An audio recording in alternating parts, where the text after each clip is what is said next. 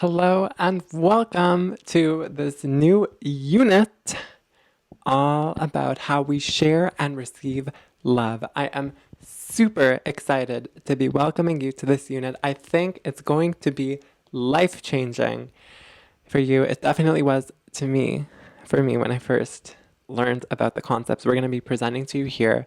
A lot of this goes back to things in this unit to Gary Chapman's The Five Love Languages, all about how we share and receive love.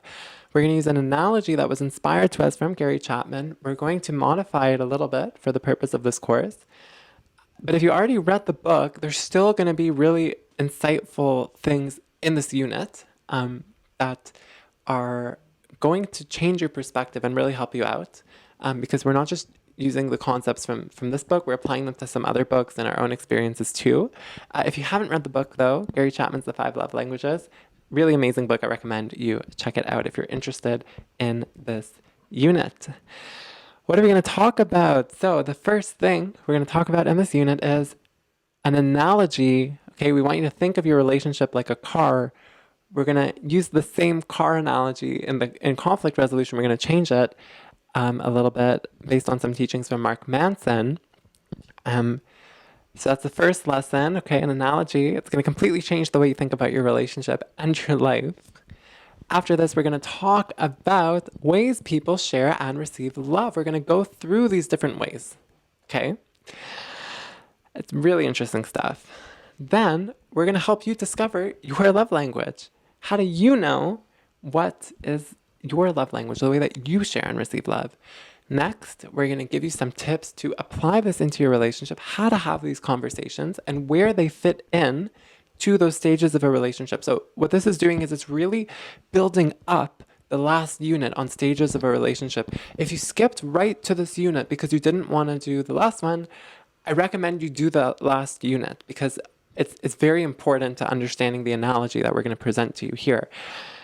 And if you are taking this course in order, that's fantastic. We really think everything builds on the last. Thank you so much for joining me, and let's get right into it. I'm super excited to be welcoming you to this unit, and I'll catch you in the first lesson. Stay tuned also for worksheets, exercises, quizzes that we made for you. That's our Learn to Love Media team. We really hope these will all help you strengthen your understanding of the content. We also have some worksheets that you can apply with your partner. Now the quizzes, I know some of you are going to think like, oh, I can just skip the quizzes. What's the big idea? You know, I don't like quizzes. Well, guys, they help. They really, really are going to help you understand this content. We learned it through reading dozens and dozens of books. I read dozens of books myself, on this, and it takes a long time. But the quizzes are going to be like, they're going to help you get it faster. So even if you don't like quizzes, I recommend you do it anyway. We spend a lot of time on them, and I'm just so excited to be welcoming you to this learning. I really think it's going to help you stay together, and that's ultimately the dream. It's hard for a lot of children to go through divorce, and for adults too. But this kind of content, you don't have to go in blind, guys. It's going to help you, I hope, stay together. Thank you so much for listening, and let's get started.